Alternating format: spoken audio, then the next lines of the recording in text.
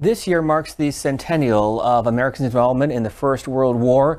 And here on C-SPAN 3's American History TV, we are marking the occasion with a number of programs. And up next, we will show you in its entirety a silent film from 1919. But first, to explain this film, Edward Lengel, who is the author of the new book, Never in Finer Company. We thank you for joining us on American History TV. And Anjali Singh, who is a historian of silent films. Let me begin with your interest in The Lost Battalion. Where does it come from and why?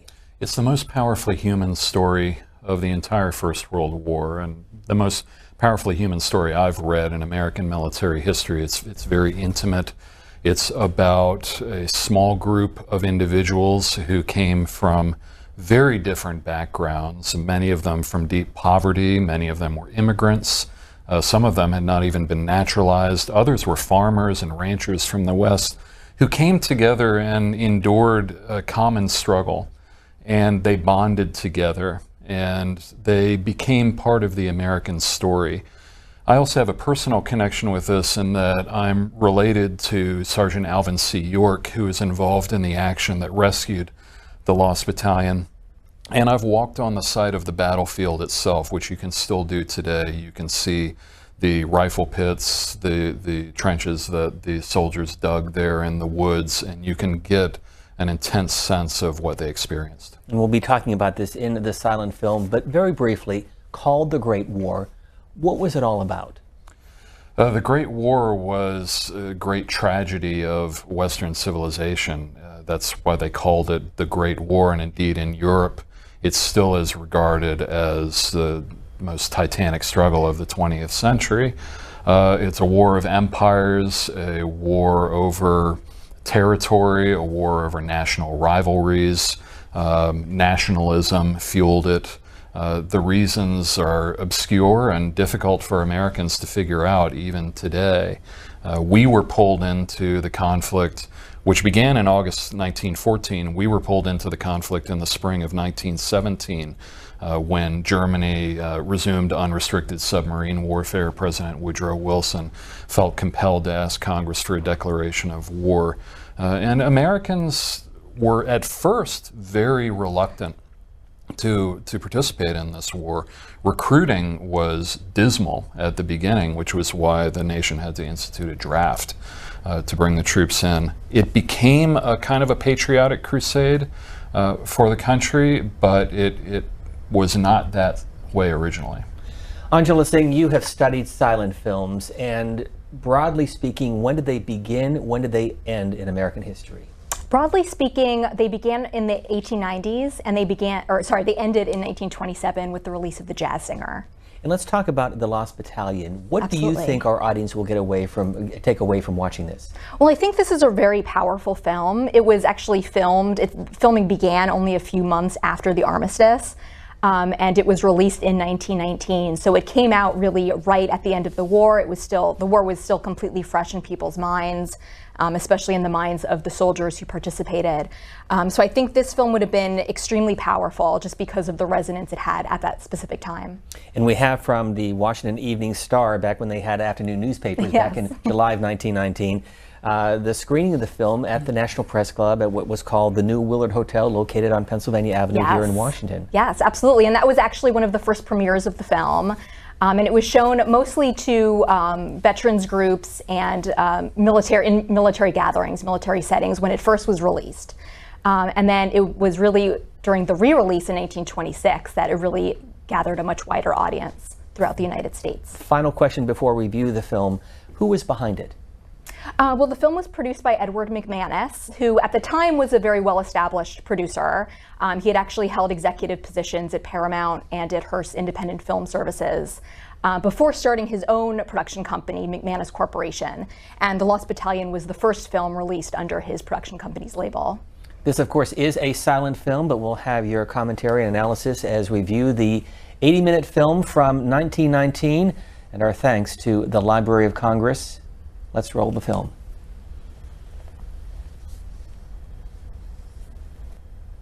Let me begin with the screen that says reenacted by survivors. Can you explain? That was a shocking concept at the time, and it's important to remember that Most Americans had never seen any film of combat in World War I. They didn't know what it was like. But this film, although based on fact, largely fictionalized, partially reenacted by the actual survivors of the action that it depicts. Very powerful concept.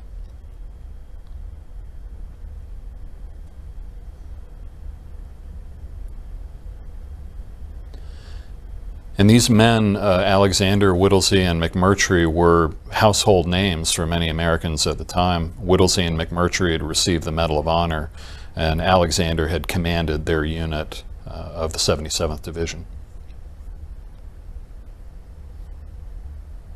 How was the film received in 1919? 1919, it didn't really get a wide release. It was mostly shown to veterans groups and at events related to the history of the Lost Battalion. 1926 is when it received a wider release in the United States, and it was very well received by the public at that time. There were some accounts when it was first released in 1919 in New York City. Some members of the public were able to get in and were overwhelmed by what they saw. A doughboy, where did that term come from? Supposedly that originated because they loved donuts so much. I think it came from the Mexican-American conflict of 1916. Now, General Alexander commanded the division. He was not in the pocket, he did not experience the fighting, and in fact he was despised by many of his officers, although you don't get that sense here. And the pocket refers to what? The pocket is the area in the woods where Whittlesey, McMurtry, Cullen, and the rest of the Lost Battalion were surrounded and attacked on all sides for several days. No food, no water, no medical supplies. See George McMurtry, Medal of Honor recipient on the left, Charles Whittlesey in the center, commanded the Lost Battalion, and Lieutenant Cullen on the right commanded Company H. Pardon me, Captain Cullen. And the production that went into this film, what was involved? I mean, by today's standards, obviously seems archaic, but was it state-of-the-art in this time period? Oh, absolutely. Yes. No, I mean, this film, I would say, is probably about average in terms of the average silent film you would see during the period. And really, production was pretty similar to the way that it would be today. You did have a script written out, even though it is a silent film, there was still a scenario written. And you obviously have the intertitles to guide the audience in dialogue and event summaries that are happening. But yeah, I mean, other than the fact that it's a silent film and there's no sound, it really was, you know, produced in a very similar way that films are produced today. Based on your research, if we were sitting in a movie theater 100 years ago, yes, what would the mood be like in the audience? You know, the mood, I think especially for this specific film, because it is such a patriotic film, it would probably be somber and respectful. For this specific film, you know, some, you know, comedies would obviously have a much lighter atmosphere if you went to see a comedy in 1919. But even though it's a silent film, there would be music in the theater, so you wouldn't be watching it in complete silence. Most films at this time didn't have an official score that was released with them by the studios. Some of the larger epics did later on in the silent era. This film probably would not have. It probably would have been up to the individual theater pianist to come up with the music. But many theaters in this time did actually have a booklet of different musical pieces that the pianist could go through and select to play at different moments. So there would be love themes and sinister themes for when the villain came on screen. But I think because this film is so patriotic, they probably would have also incorporated a lot of patriotic music from the time period as well. And Edward Langell was seeing more names up here. Yes, and I love these images of these distinguished servicemen, such as Private Krotoshinsky depicted here. Many of these guys came from the Lower East Side of Manhattan. These were recent immigrants. Many of them were Jewish. It was 25% Jewish unit. Some of the officers they depicted at the beginning did not actually participate in this action. The adjutant, Mikio, was not actually there. Lieutenant Kaiser was not actually there. But I love the depiction of Manhattan here too, because the 77th Division was called the Metropolitan Division. It was called New York's own, and it very closely identified with New York City. New York City was the kind of the identity. And many people feared at this time that New York City wasn't really American because of all the immigrants. And the saga of the Lost Battalion brought the immigrant story into the American story and said they're just like us, they're heroes too. And we saw just a moment ago the farewells, the goodbyes, the emotional goodbye to a son heading off to war. That's right. And it's interesting, many of these men barely spoke English. When the 77th Division first moved into the line, the Germans reported that an Italian division had come into the line. So they're all talking to each other in Italian, very closely identified with their heritage. In your book, and as we saw on the screen a moment ago, a reference to Camp Upton. Yes, Camp Upton was on Long Island, and it was out in the middle of a swamp. It was regarded as being a kind of a hell on earth because of all the mosquitoes that were there. And all these guys, they're draftees, remember. Almost all of them are draftees, go out to this camp to train. And all very well dressed. Yes, they're dressed in every conceivable way. And it's interesting, I think, that the diversity of the men is true to this true story of the Lost Battalion. Yes. But that also became a very common genre convention for combat films in American cinema as well. The idea of having a unit of men who come from extremely different backgrounds, whether it's racial, religious, or socioeconomic. But the idea that they can all come together and unify to fight for a common cause became really a core of the American war film. This is an obvious question, but just how important were facial expressions in the silent film era? Oh, they were, yes, very, very important. In earlier silent films, you see much, bigger expressions and gestures. Later on, movements and facial expressions became a little more subtle, just as, the close-up was developed. The close-up allowed filmmakers and actors to express emotion in a much more subtle way than earlier on before that development came about. But yes, you see a lot of large gestures and exaggerated facial expressions, most of which come from the theatrical backgrounds of most of the actors and the production personnel of the time. And were any of these actors well known at the time? Most of the actors in this film were character actors. They weren't major stars. There are a few of them that we'll see later. There's a stenographer, Helen Ferguson. She had more of a successful career, I would say, in motion pictures. But most of these people, they acted during the silent era, and then they either retired or went back to the stage. So none of them really became major stars during their period. So what's happening in this scene?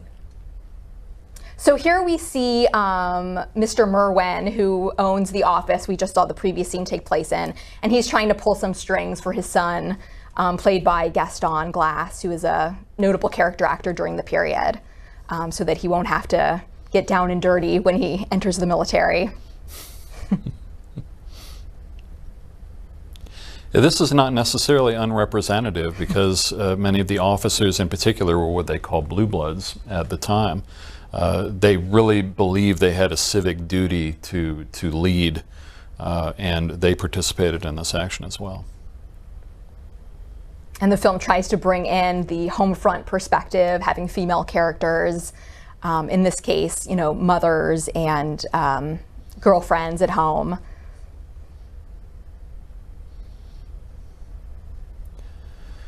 You said many of these were lesser known character actors. Yes. Do you think by the standards of the time, is the quality of their acting very good in this film? I would think yes. I would say that their acting is pretty solid, some of them more than others. I was impressed by Helen Ferguson, the stenographer character.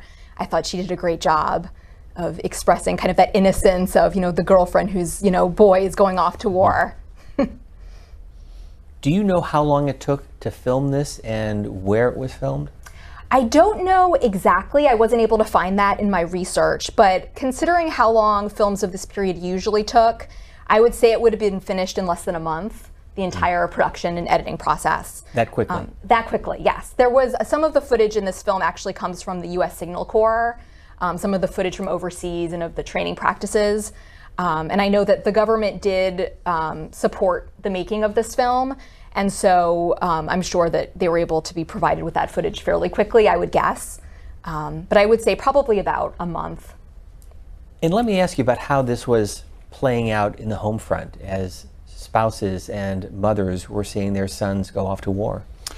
Right, see, there's a reason why they focus so much of this on the story of the women, because women at home in the United States were particularly interested in these types of movies. They wanted to see what it had really been like. They wanted to see themselves as part of the story, but they were particularly driven to understand what was happening at the front. Of course, women did participate as nurses and as ambulance drivers, as correspondents when they could, but they were not permitted to go near the front. I see what you mean about Helen Ferguson. Yes, absolutely. And her character is, you know, very much into movies and the main actresses of the time. All of the actresses that are mentioned, including here Baby Marie and the Vamps. Baby Marie Osborne was one of the first successful child actors during the silent era. And by Vamps, they refer to Theda Bara before. That was really, she was kind of considered the vamp of the period. She played femme fatale roles, and she had a very exotic backstory that was crafted for her by the studios.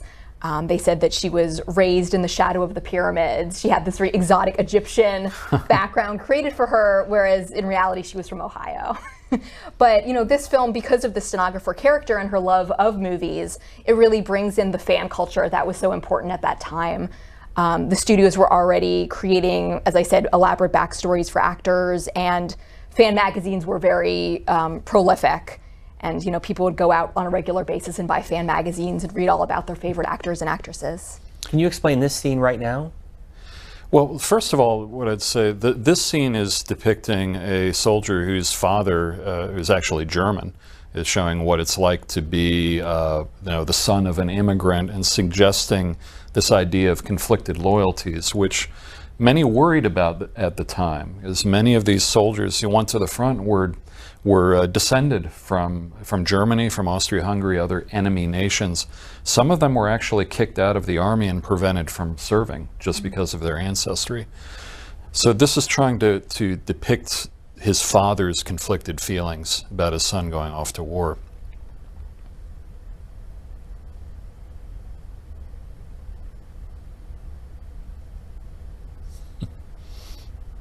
Some of the soldiers in the Lost Battalion were Chinese, Chinese Americans.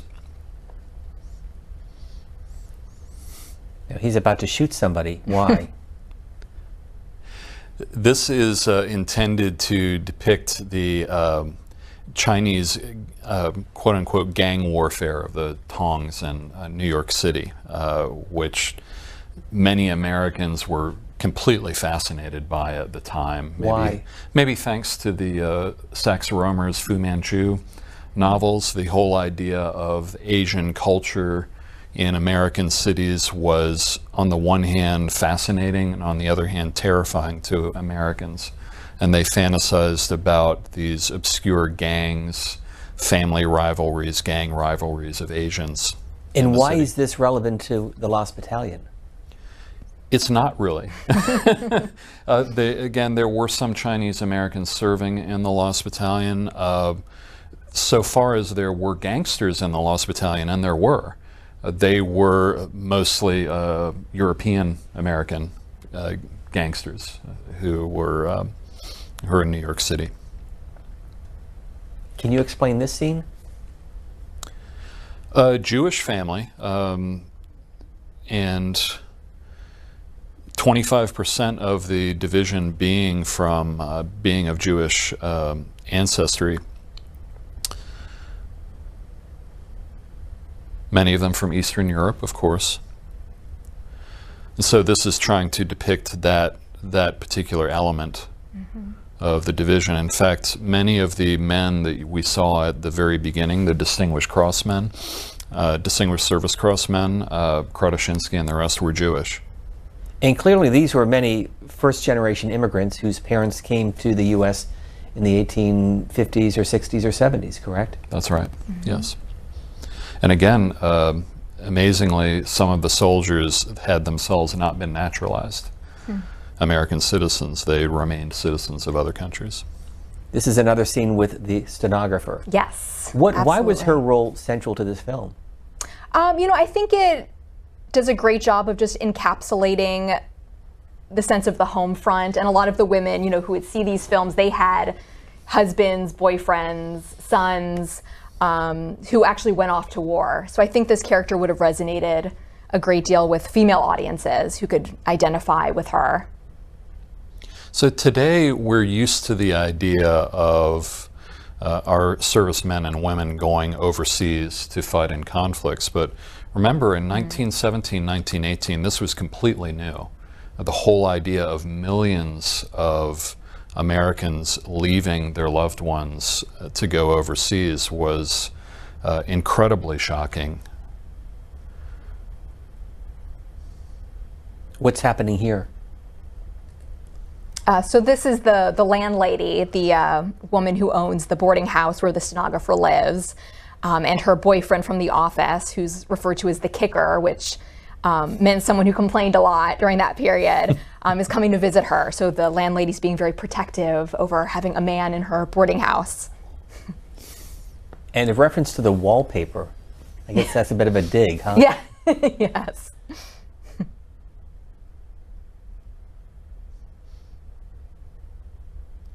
I found a first-hand account of the first screening of this movie in a newspaper, and somebody came into the theater late, and the theater owner said, "Oh, you missed the best part, you missed the romance."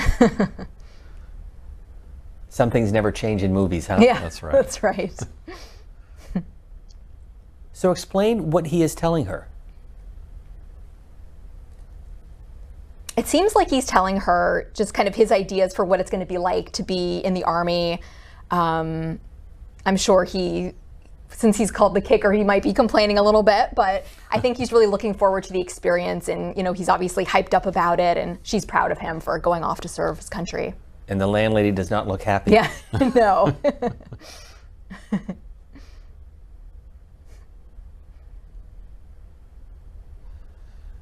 And for so many young men, even young men who had been drafted, came to be thrilled by the idea of the excitement and the adventure they would get to prove their manhood, as they believe, by going overseas. And I want to go back to something you said earlier, because this film really depicts not only the battles, but also the emotion that was here in the U.S. by those who very much saw their sons or husbands That's right. depart for France. That's right. I think, again, that's something we forget when we see the propaganda, the posters, we see the movies. We forget how wrenching this time was for the American people, how frightening it was. Something like this, a movie, brings it down to earth again. It makes it human, makes it something you can understand. Why don't you go out in the park? It's more romantic. Maybe she just wants them out of out of her house.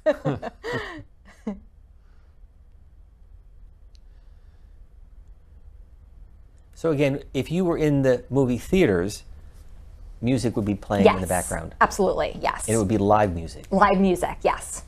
Yep.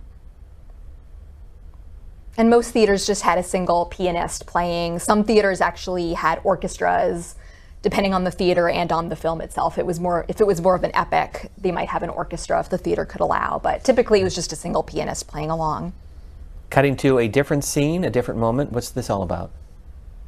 Yeah, so this is a kind of a similar action that took place in the scene before. The man's going off to war. He doesn't look that excited, not as excited as the other fellow, but it seems like his father's ward is trying to convince him that everything will be okay. Did any of these actors make it in the talkies? A few of them did go on. Their career expanded into the sound era, but none of them really became major stars once the sound era began. Which again was in the late 1920s. Yeah, 1927 was when the first official sound film, what's considered the first sound film, was released. And that was The Jazz Singer. And it was the first film that had synchronized dialogue.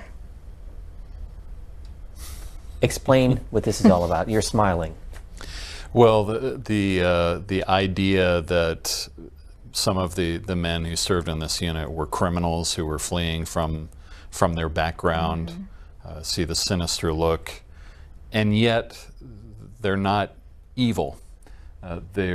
It's possible to redeem them. It's possible to bring them through their service to their country back into the fold again.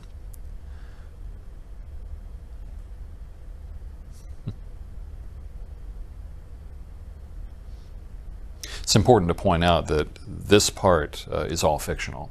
Yes. These characters and yes, absolutely. the rest are not based on... These are all actors.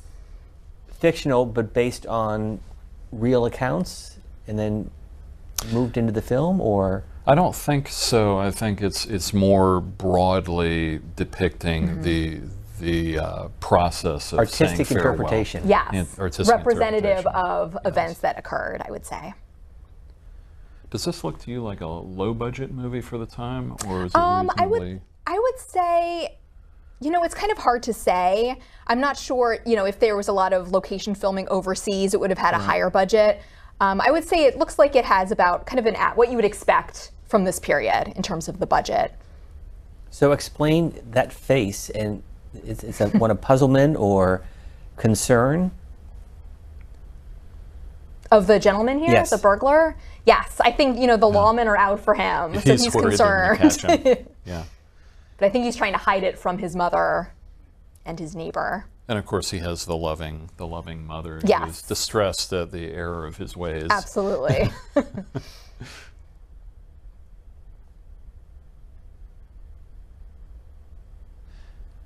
I'm guessing an actor like this would have been chosen for his face. Yes, for absolutely. The shape of his face. Yes, he does have a very gangsterish look to him.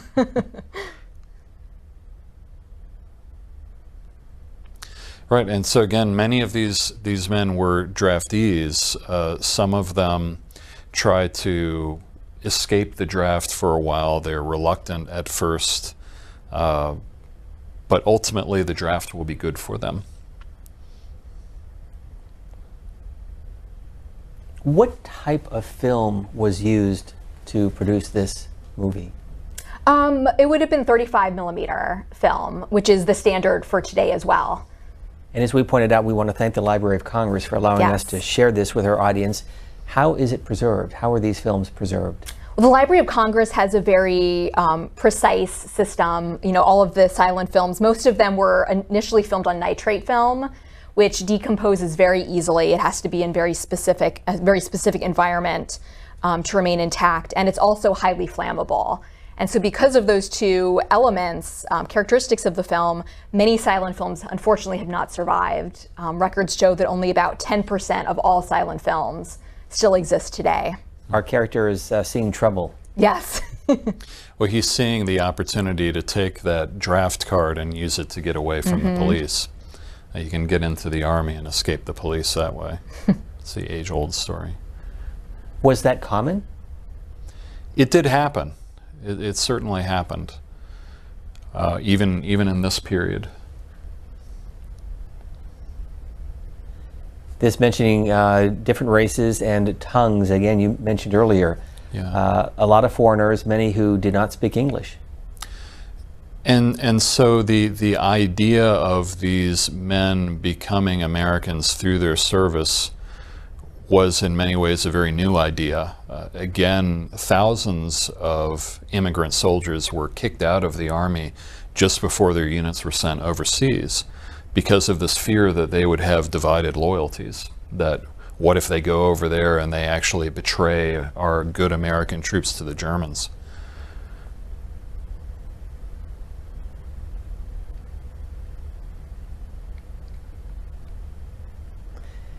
A lot of smoking in this film.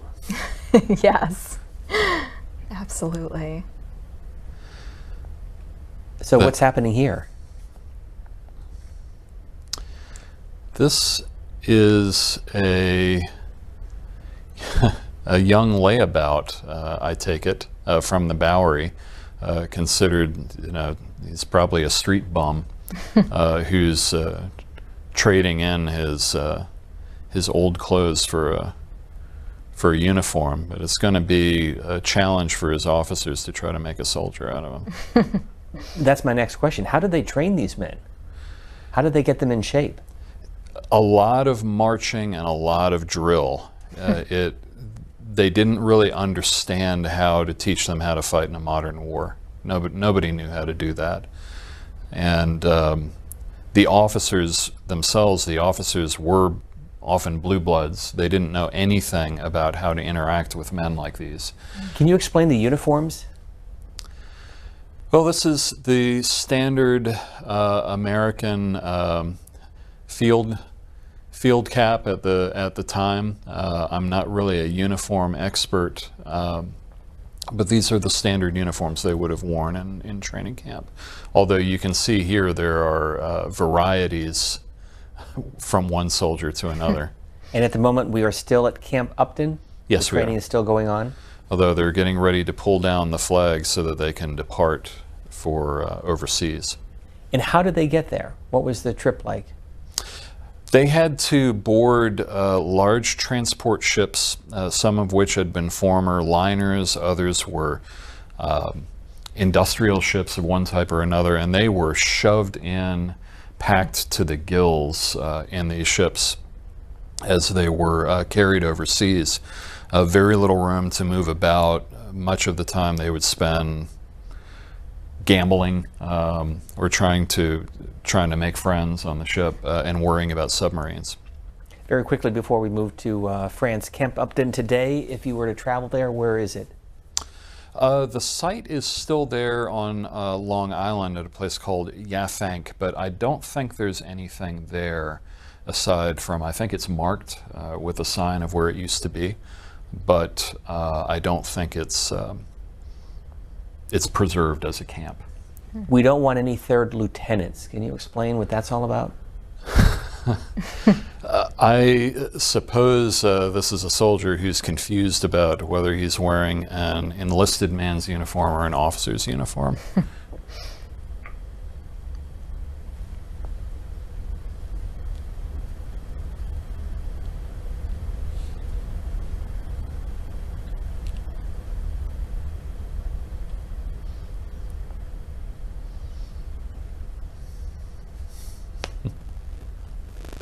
So I think this film does a good job of trying to insert some comedic moments to lighten the tension and the mood of the film as a whole. So this is one of those moments where Mr. Merwin is about to see exactly what his influence got his son. Right. And KP refers to? It's just kind of drudge duty in camp, cleaning out latrines and the like. And here we have the stenographer again coming to visit her boyfriend, dressed to the nines.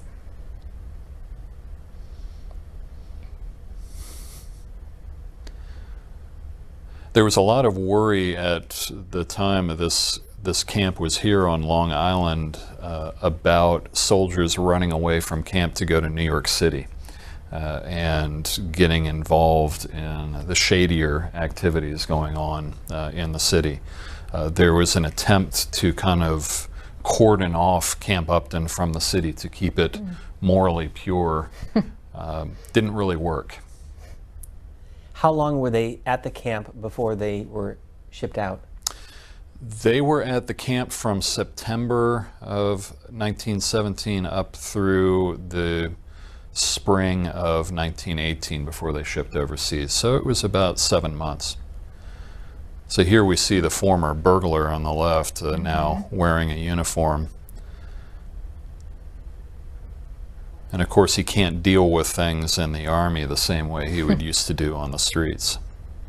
What was their regiment like? What was a typical day like for them? As we look at this scene, it looks like they're peeling potatoes and getting ready for chow. The troops, the soldiers later complained, and they complained at the time, that they really didn't learn much of anything about how to fight. So they didn't get much rifle training. Often they went overseas without even knowing how to fire a shot. They didn't know how to use any other types of weapons. A lot of it was spent simply with drudgery around the camp. And that was partly from simple lack of supplies. We produced nothing in this country in terms of military equipment and all the rest. Where did it come from? France and Great Britain, for the most part. They had war industries that existed.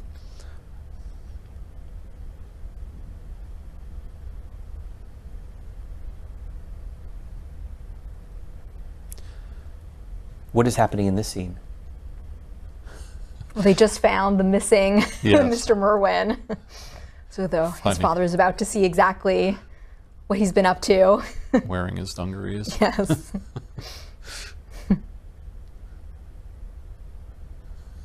And clearly he is dressed to the nine.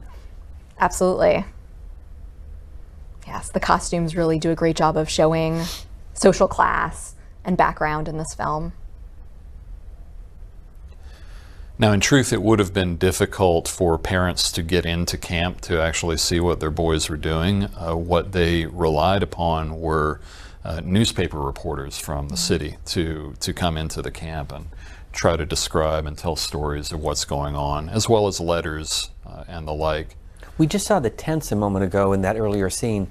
Is that where they lived? And I mentioned that because you said they were there from September until the spring, which meant fall and winter. Now, they did get to build barracks, wooden barracks, eventually. But in the early days of the camp, it was tents for the most part. What was it like for the men? It was very unpleasant, especially during the summer months. It was mosquito infested, it was hot, it was swampy, very unpleasant. Got very cold in the winter, of course, it being Long Island. By the spring, by the time they really begin to get settled in the camp, that's when they have to leave. When it's all over, everything will be the same. A reference to what? Reference to their return to the family and their love for each other. One supposes, but of course there's some irony there, because really nothing would ever be the same. And that's one of the things. I think that irony is deliberate. This is 1919. After all, they knew it would never be the same. Is this emblematic of the frustration that the men had when they refer to the Army and they don't take suggestions? Yes, you know, it's the military and the American character have always had an uneasy relationship. That was never more true than at this time. This fear that if they go over to war to serve, they lose their individuality. They're told what to do. And then are they really Americans anymore? Much gold and a little dross, is that the correct pronunciation? What's dross? Dross is kind of the waste product that's left over from smelting from gold, creating gold or other precious metals. It's the waste. It's the ones that will never do well, never do good. Where are we in this scene now? What's about to happen? They are still in camp, but it's early 1918 and they're again moving closer to getting overseas, moving overseas. They're a little bit better as soldiers than they were. And who does this gentleman with the mustache characterize? He's the lawman who was after the burglar in the city, and he's now found his way to the camp. He's tracked him down.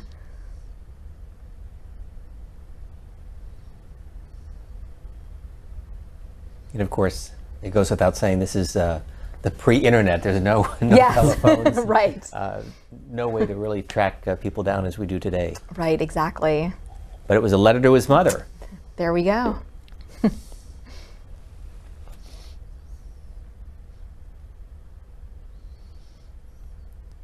How often have you seen this film?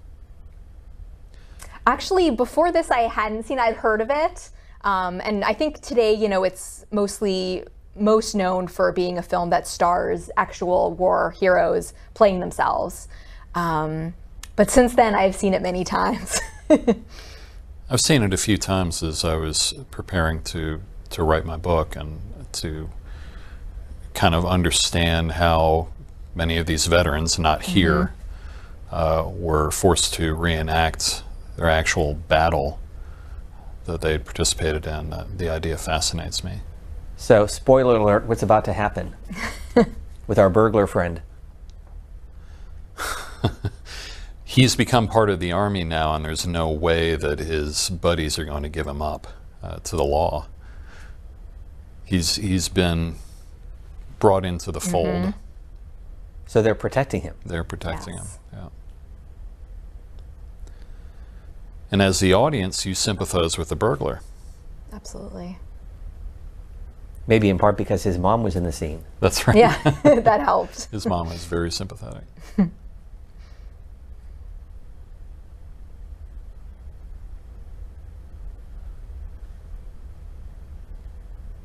We see the smile on his face right now.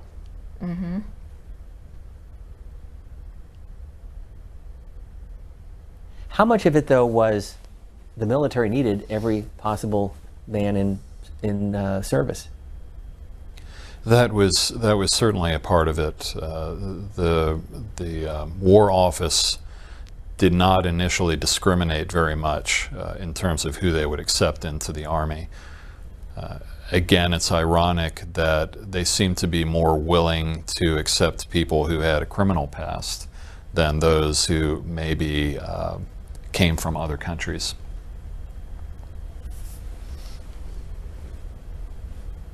We're seeing these end of part 1, end of part 2, now end of part 3. Why?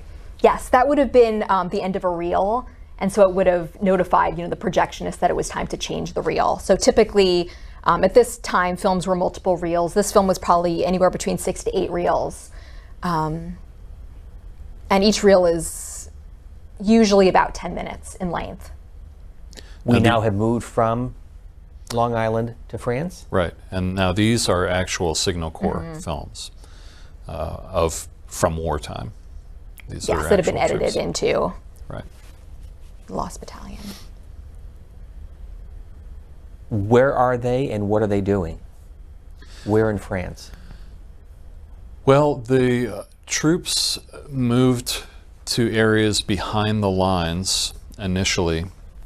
The 77th Division, as this depicts, trained with the British in the Pas de Calais, which is an area in northern France directly across the English Channel from Great Britain. So this division initially trained with the British, and then it moved further south and trained further with the French. The same story with many Americans.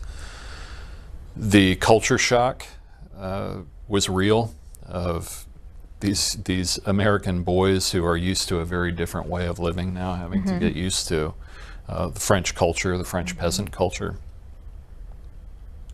A little perfume and a letter. Yes. Again, some things don't change. Yeah, that's right.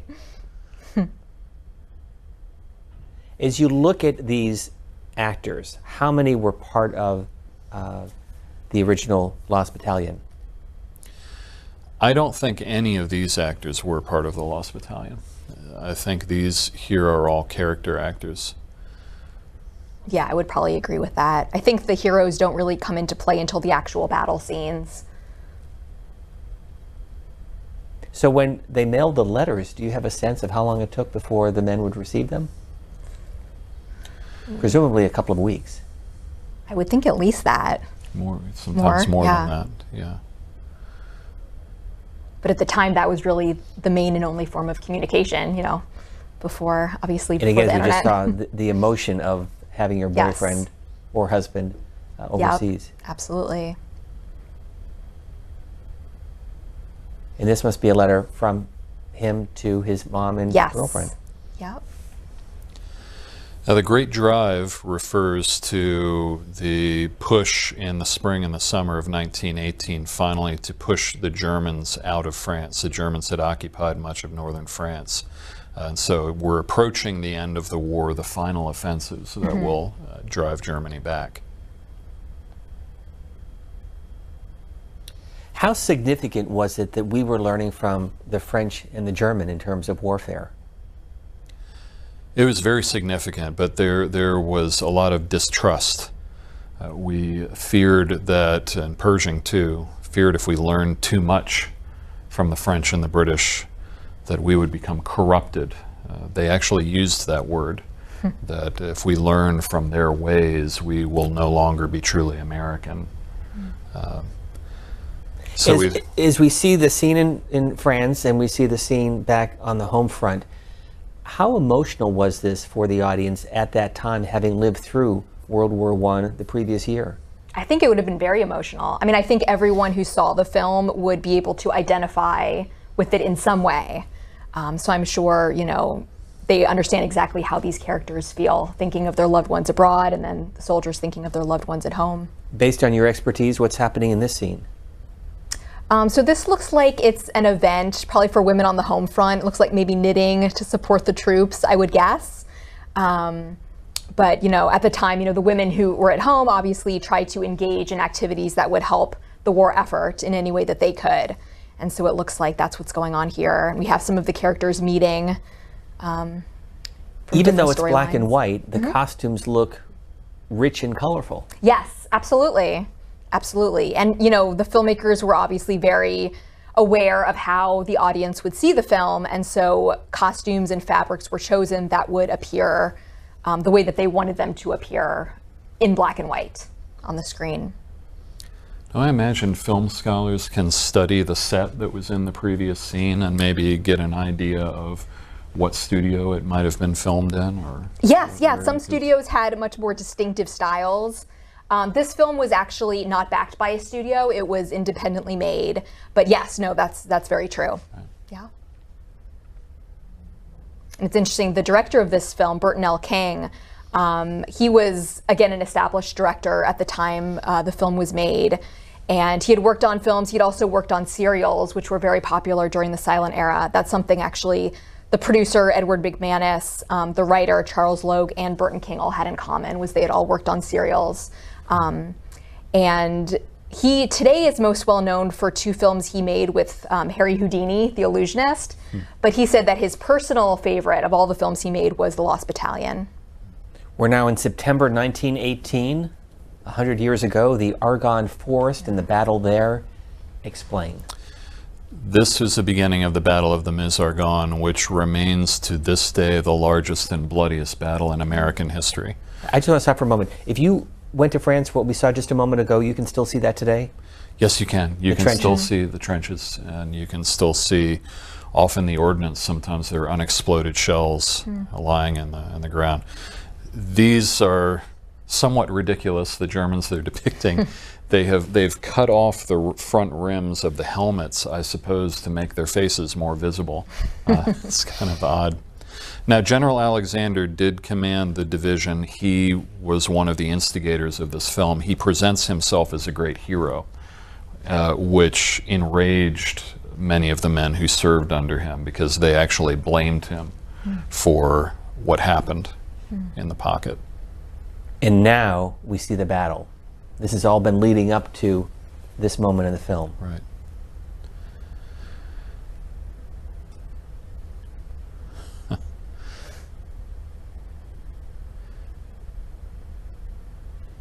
In truth, American troops did not go over the top, as is depicted here. They had very few of these type of deep trenches.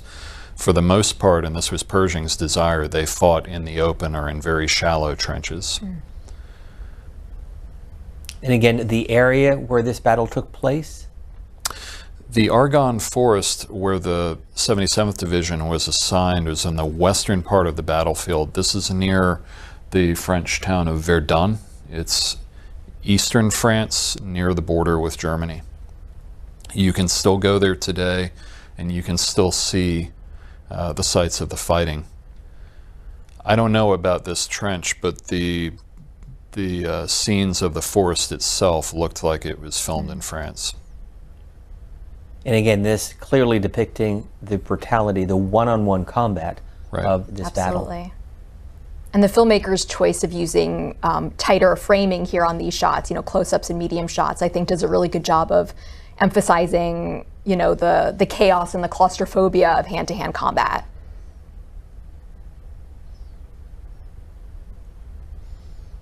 Again, an artistic license, but was this likely to have happened? Hand-to-hand fighting, absolutely, happened quite a lot. Yes.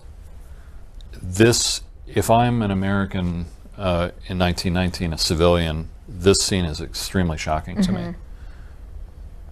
Very, very harrowing. This is the 1919 equivalent of Saving Private Ryan, really.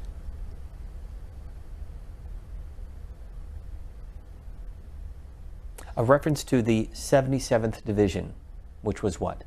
Which was the Metropolitan Division, of which from New York City, largely recruited, of which the Lost Battalion was a part.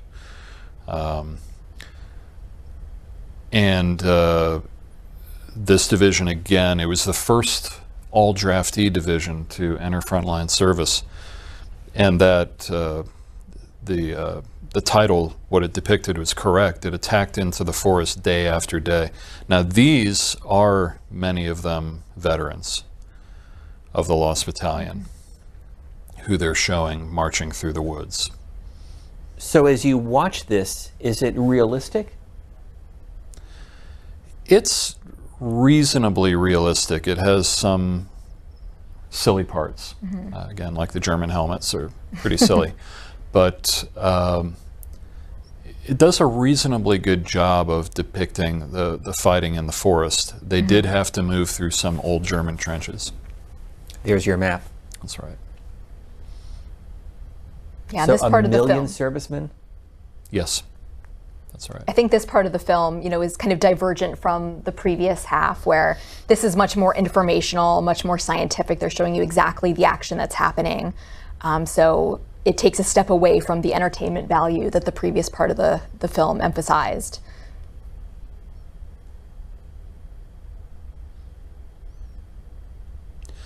One of the things it does not depict is that in between the French and Whittlesey's command of the Lost Battalion was an African-American unit, the 92nd Division, who were mishandled by their white officers and were treated very badly.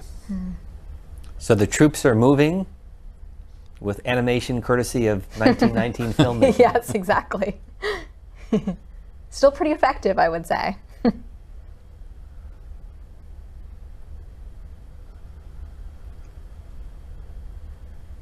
As this battalion under Charles Whittlesey advances into the woods, into the Argonne forest at the beginning of October, he establishes posts of runners stringing along behind to maintain communications with the rear. And we see the shovel. What's the significance of that? What's he doing? Marking a spot, digging a foxhole, or actually what they called them at the time were funk holes, just for shelter. And how did the Allies communicate the military operations to those who were leading the soldiers? Communications was very difficult. There was no real wireless communication at the time. They could lay phone lines, which of course could be cut, but pigeons, as we'll see a little bit later, were a primary means of communication.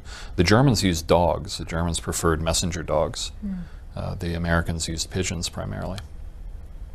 Again, another reference to what we talked about earlier, the pocket. Yes, this was where Whittlesey pushed through a hole in the German lines. He had no support on either flank, and so he established a perimeter, which you can still see today. Something like this. It was on an upward slope. I've been there. This looks familiar to me in some ways. This may have actually been filmed on site.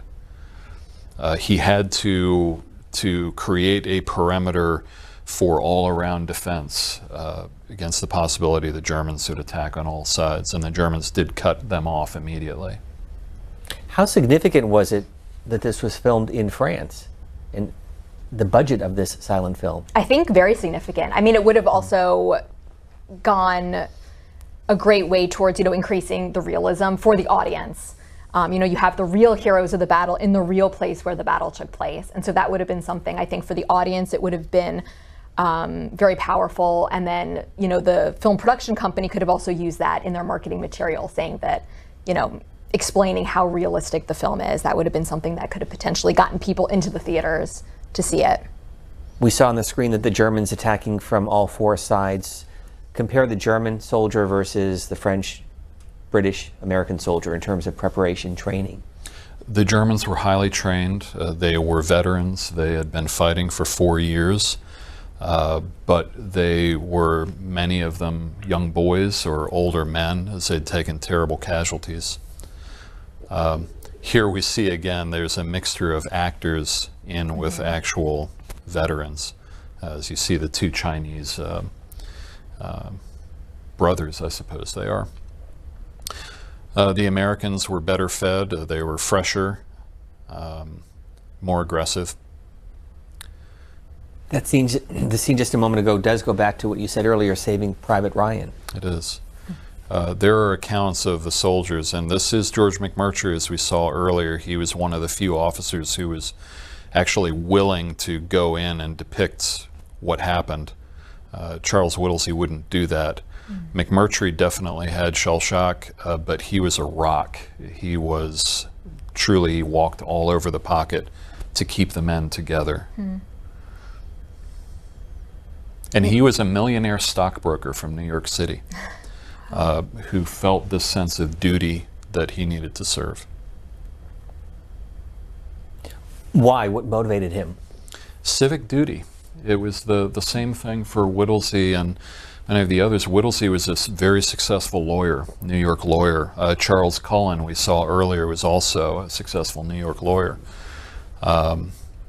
And they felt that they owed a duty to lead and to make any sacrifice necessary. That's what they believed. You may or may not know this answer, but do they have descendants still alive in New York or elsewhere in the U.S.? Yes, they do. They do. So far as I know, McMurtry, Whittlesey, and Cullen all have family members. Explain what we're looking at now. These are troops being worn down, attacked, sniped at over and over again. Again, they have no food, no medical supplies. There's a little water hole at the bottom of the ravine. This is true. They would try to sneak down and get water for themselves or their buddies, but the Germans knew where the water hole was and fired on it and would killed several soldiers trying to get water. How many were in the pocket? How many men? Total number? About 550 men went into the pocket. Something like 200 were able to walk out.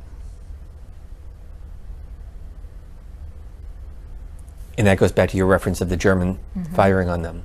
Right.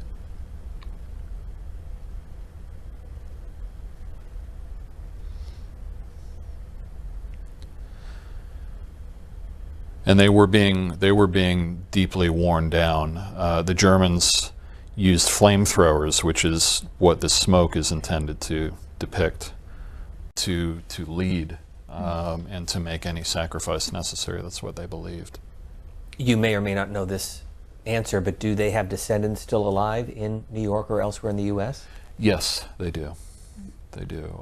So far as I know, McMurtry, Whittlesey, and Cullen all have family members. Explain what we're looking at now. These are troops being worn down, attacked, sniped at over and over again. Again, they have no food, no medical supplies. There's a little water hole at the bottom of the ravine. This is true. They would try to sneak down and get water for themselves or their buddies, but the Germans knew where the water hole was and fired on it and would killed several soldiers trying to get water. How many were in the pocket? How many men? Total number? About 550 men went into the pocket. Something like 200 were able to walk out.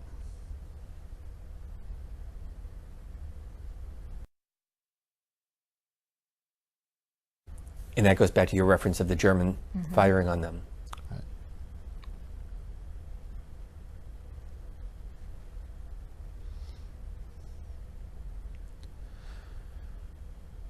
And they were being deeply worn down.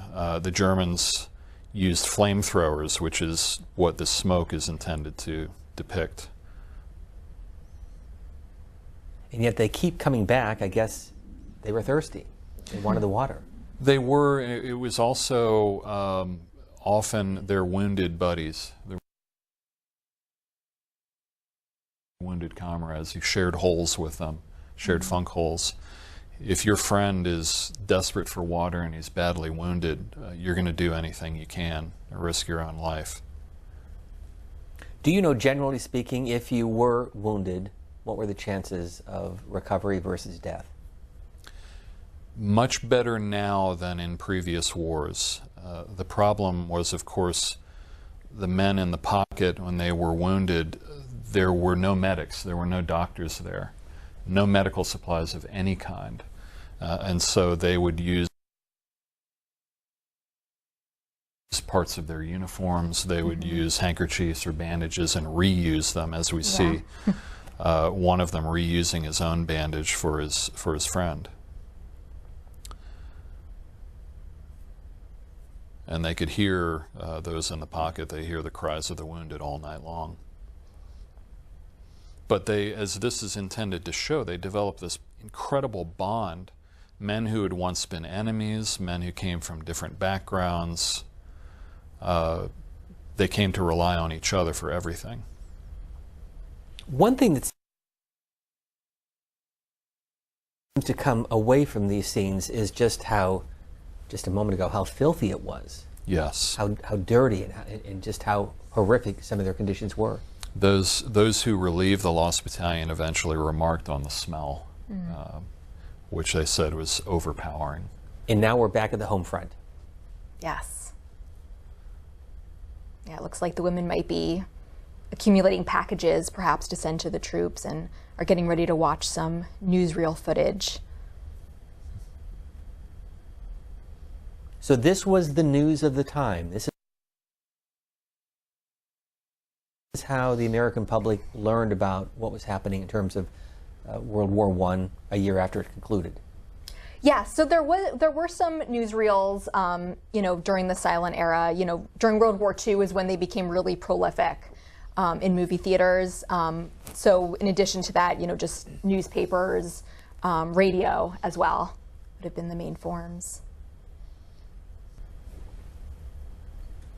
Edward Langell, this is the reference to the carrier pigeon that you talked about a moment ago. Cher ami. What this does not depict, perhaps because audiences would have found it too terrifying, is that the Lost Battalion was being shelled by their own artillery, by American, possibly French artillery. A friendly fire, terrible friendly fire incident, many of them being killed, terrible bombardment. And they had one carrier pigeon left, Cher ami, who was released to try to get their artillery to stop firing on them. The bird was hit by shrapnel. The Germans fired on birds when they saw them because they knew what they were for. Lost an eye, lost a leg, but somehow made it back to division.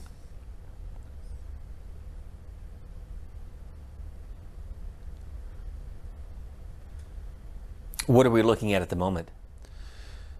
This gentleman is one of the veterans of the Lost Battalion who are trying to hold off the German attackers, but also trying to get food and supplies from their packs because they were desperate. Was the story of the Lost Battalion common knowledge here in the U.S. on the home front? Not at the time. The first reports of there being a battalion that was cut off only reached the newspapers a couple of days before it was actually relieved. The Americans on the home front would not have known about this while it was happening. Some famous newspaper reporters were there, including the great journalist Damon Runyon, the New York journalist Damon Runyon, who came and interviewed these troops as they walked out of the pocket. And clearly hungry and thirsty Yes. and tired. Yes. What kept their stamina? How did they sustain all of this?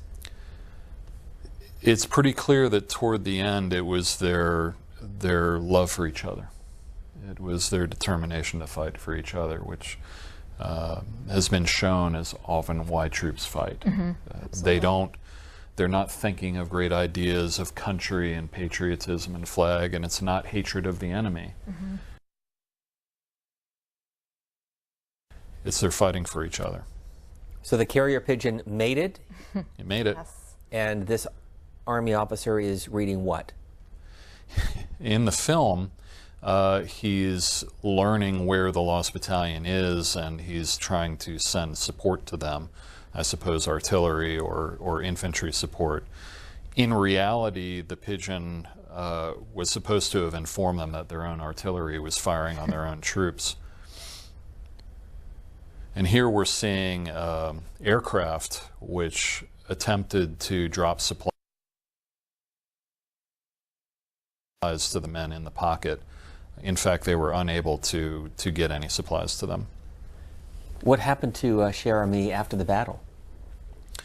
Cher Ami eventually died from his or her injuries. I don't know if it was a boy or a girl, and has since been preserved and is on display in the Smithsonian. Yeah. National Museum of American History. Here in Washington. Here in so you can Washington, see it. yes. Yeah. Captain Cullen was one of the officers in the pocket. He was known as being very tough on his men, very abrasive. He was a New York lawyer. He was, again, one of the few officers who was willing to actually act. And he did try to signal the planes with these white cloths, but it didn't really do any good. And these planes could travel how far before they would have to turn around for fueling? They could spend anywhere up to, as I understand, half an hour to an hour flying over the pocket to try to find where it was and to try to drop supplies. But the forest was so dense, it was just very difficult, and the pocket was so small to get anything to them. So again, we're seeing really man-to-man combat. Yes. Was that common in World War I? Yes, it was, although, of course, much of the fighting was from artillery. Artillery caused the greatest number of casualties. But when the troops came to close quarters like this, and in the pocket of the Lost Battalion, there was hand-to-hand fighting. Quite a lot of it. So bottom line, how did they eat? How and where did they sleep? They slept where they were in the pocket. They slept in their holes as much as they could, and they got nothing to eat. Although we showed earlier one of them getting a loaf of bread from a German soldier, in truth, they weren't able to get anything. The Germans didn't carry their food into action.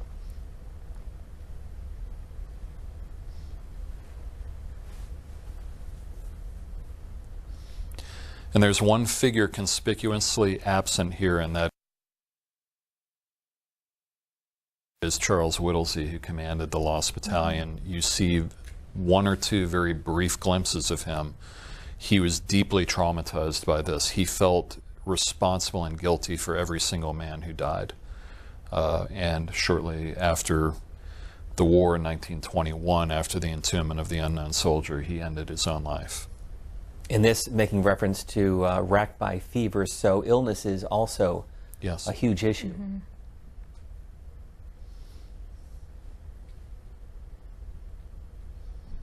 Anjali Singh, as you look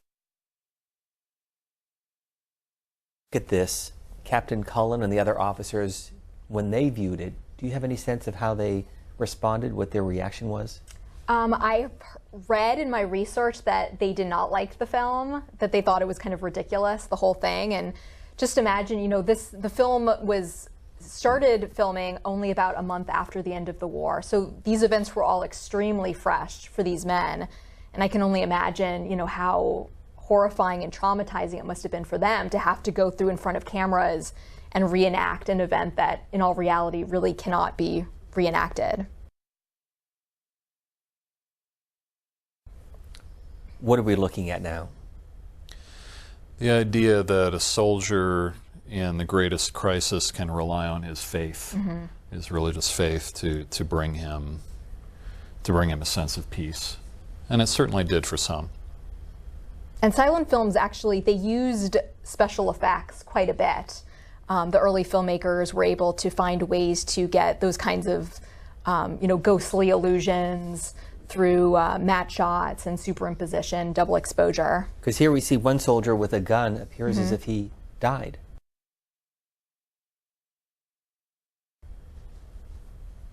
And here's one at the moment, shot and wounded.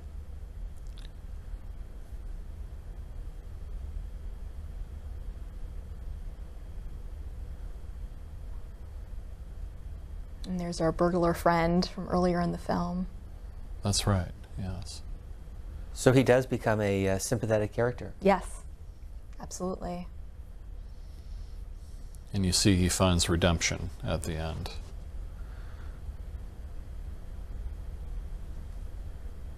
And this film makes great use of cross-cutting, you know, cutting from one location to another to imply that events are taking place simultaneously. So as her son is dying, the mother kind of realizes that and knows.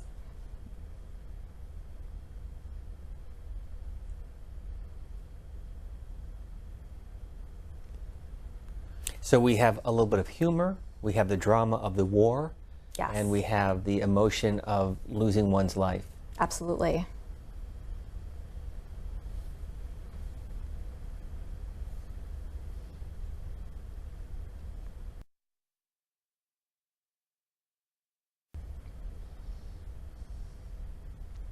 Heinrich Prinz was a real character, although he didn't wear that ridiculous helmet. I was going to ask you about that. Again, quite ridiculous. But you saw very briefly, you saw Whittlesey and McMurtry and the whole. What they have gotten from Lieutenant Prinz is a note demanding surrender. And now, as the troops hear that the Germans are telling them to surrender, it revives them, actually. It makes them more, makes them angry and determined to fight harder. And according to the foreword of the film, all of the documents used as props were the actual real documents used during the real event. Unfortunately, we don't really see any close-ups of those, so it's kind of hard to say if that is indeed true, but it's something interesting to note. So both sides are emboldened by this.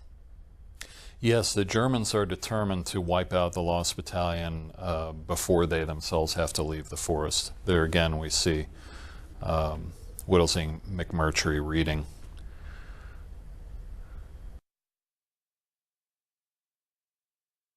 Edward Lengel, I want to go back to the title of your book, Never in Finer Company. So explain the story behind the title.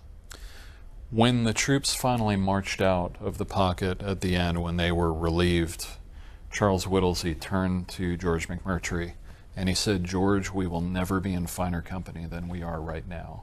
And every year when they had a reunion of the Lost Battalion survivors, George McMurtry, particularly after Charles Whittlesey passed away, would raise a toast and say, "Gentlemen, we will never be in finer company than we are right now." The bonding experience was so profound. And here we see Private Krotoshinsky has made his way out of the pocket to tell relieving troops where they were. How did Officer Whittlesey die? He was tormented for many years after the war by nightmares, by trying to help his own troops deal with their own trauma. He went to witness the entombment of the unknown soldier in November of 1921 at Arlington Cemetery. George McMurtry was also there. Alvin York was also there. And something about that tormented him. He turned to George during the entombment of the unknown soldier and said, "I shouldn't have come here, George. I can hear the cries of my men." Mm-hmm. And he climbed on board. Actually, he watched this movie the night before he ended his own life. And you have to imagine what he was thinking when he was seeing this. He climbed on board a steamer that was going to Cuba, and he stepped overboard and ended his life. Great tragedy, really. Mm. How old was he at the time, do you know? I can't remember off the top of my head. He was in his early 30s. So this scene is depicting what? This is the relief of the Lost Battalion. General Alexander wanted to suggest that he relieved the Lost Battalion, that it was his own troops who relieved the Lost Battalion. That's not true. In fact, it was troops attacking into a different part of the forest, and Alvin York being one of them, who relieved the Lost Battalion. Mm-hmm. Because they had lived up to the traditions of the American soldier. A reference to what? And you see that idea that we have these great American traditions, which we think of as being the white Anglo-Saxon Protestants, so to speak. But now here are these men like Jack Hershowitz, a young Jewish guy from the Lower East Side. I believe he or another one was an elevator operator, and now he's become the American soldier. And of course, General Alexander wants to present himself as a hero. Mm-hmm.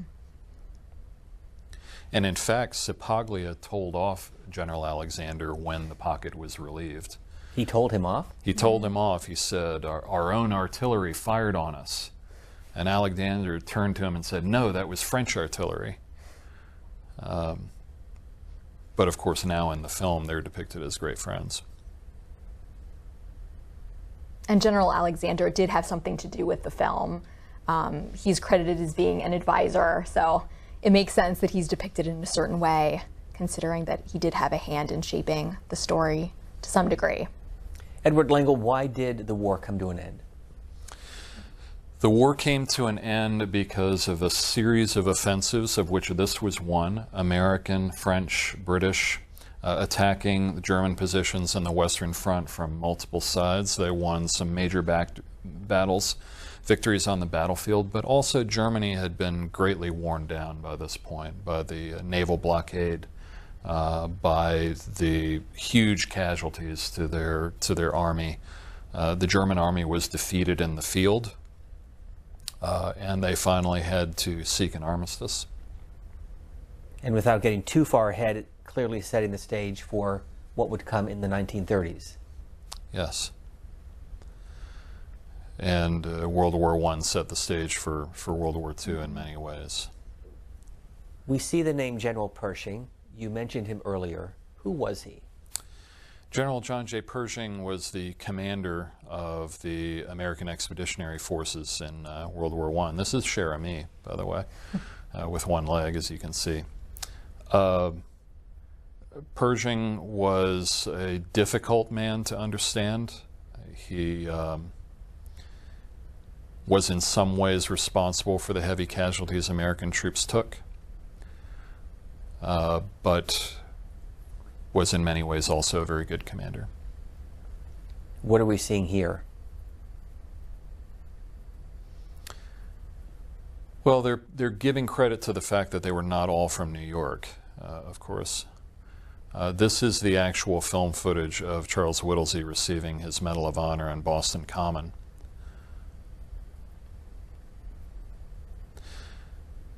Whittlesey richly deserved that medal. He was totally devoted to his men, and he sacrificed everything.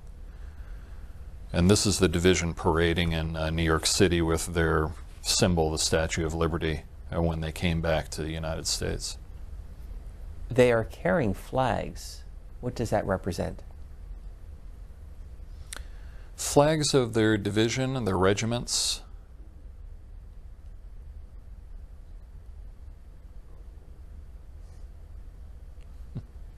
So is that another bit of humor at the end of the film? Yes, definitely. The women want to see their men in these glorified positions, but in reality, he's still doing KP duty. And here, of course, you have the burglar's mother. Looking for him. Mm-hmm.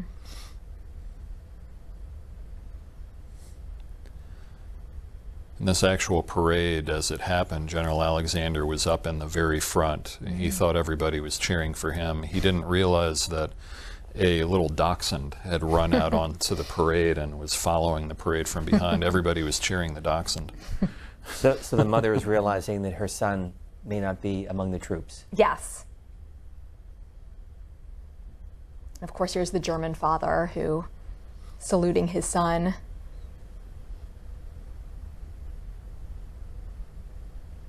That had to be a significant issue because so many Americans came from their homeland and now they're back in Europe fighting the country that they came from. Absolutely. Yes. And those fears of disloyalty were not borne out. They fought honorably and true to their service. You wonder if the landlady is going to knock on the door again. Oh, she'll be back.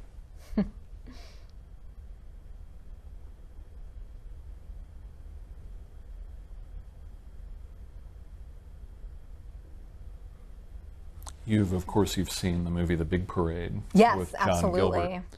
And you remember the reunion scene in that is very different from this. Absolutely.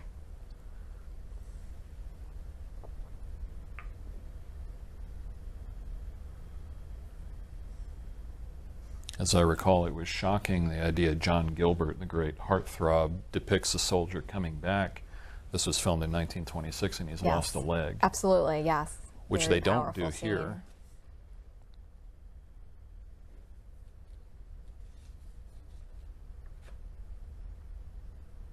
Now she seems much more welcoming. Yes.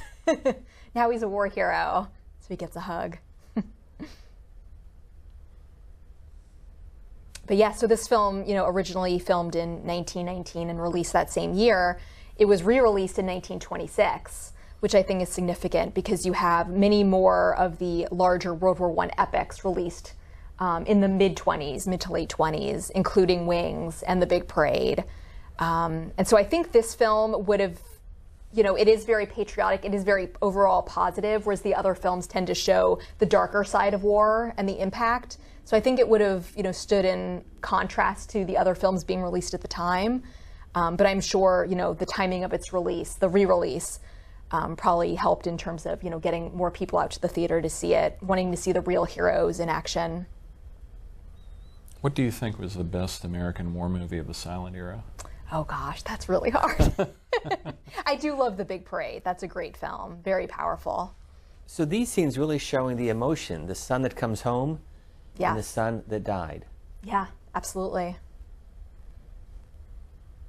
Can you explain what the father is doing here? Actually, that's the boss. That's the boss. Yes, Mr. Merwin, and then the kicker, the one who always complained in his office. It's interesting that you don't see him reunited with his son, who is on KP duty. But isn't it interesting that the reunion scenes do not depict soldiers coming back with trauma? Yes, whether physical or mental yes, trauma. I think that's definitely worth noting. And here we see the sacrifices of the battle. Right.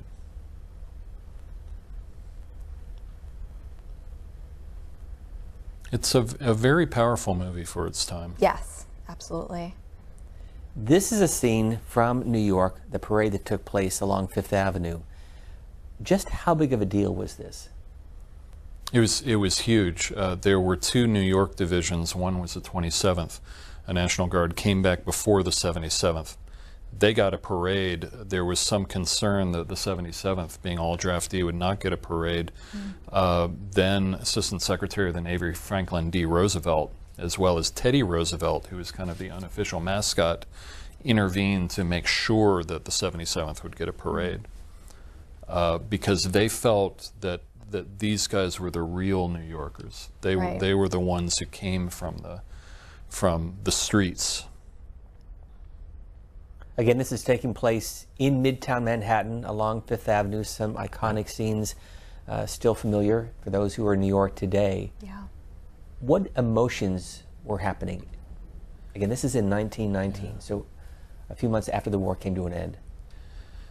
There's a really powerful cartoon that I saw in a newspaper from the time, which when it depicts the division coming back on the ship, and it depicts the Statue of Liberty reaching out to embrace them. And it was a very powerful emotional moment for New Yorkers. It was a personal moment, but it also was a moment to show you think New York is no longer American because we have all of these people from different countries, different cultures, different societies and religions. And yes, we are America. This is what America is about. It was a moment of great pride for all immigrants, for the great city that is depicting a new way forward. Anjali Singh, what is your takeaway from this silent film? What do you think Americans a century later need to learn? You know, I think the film really does a great job of capturing the emotion of the period, and just, you know, families saying goodbye to their loved ones who they might never see again, and then just the powerful bonds that the soldiers form, you know, in battle. I think those are things that are just as relevant today as they were back then. So I think this film really shows that there's certain things about war and the human experience that really never change. And Edward Lengel, about the Lost Battalion, your takeaway as you research this topic? It's the quintessential American story, I think, and the human story. It really transcends World War I. It's not about World War I, and it's not about the cliches that developed later on. Each one of these men who went into these terrible experiences brought away something that was transcendent, that was powerful, that was uplifting, which was their love for each other. But they also carried away demons that they struggled to cope with. Some, like Charles Whittlesey, couldn't take it anymore. George McMurtry struggled with this for the rest of his life. They said his personality changed. Alvin York also struggled with a lot of trauma. He tried to focus it into taking his celebrity, using all the money that he received to benefit the less fortunate. And he found some peace that way. There's something about that shows us that each story is individual. And as we see in this film, we see men, we see women, we see individuals from different backgrounds, whether ethnicities, faiths, as the case may be, and it brings them all together. There are some that are notably absent. Of course, we spoke about African Americans being absent from this. Women are very carefully relegated into a domestic role, and it doesn't show that women had active roles as well that they played. So there are certainly limitations to it, a lot of limitations, but it's also a forward-looking film, I think. You're shaking your head. You say yes? Yes, no, I absolutely agree with that, yes. And it does capture, you think, that period? I think that period, I mean, in terms of the filmmaking itself, yes, I would say it's the type of film that you would expect to see in theaters at that time, absolutely. Never in Finer Company, the latest book by Edward Lengel. Thank you very much for being with us. And film historian Anjali Singh, to both of you, we appreciate your time, your insights, and sharing 80 minutes of this silent film here on C-SPAN 3's American History TV. We appreciate it. Thank you so much.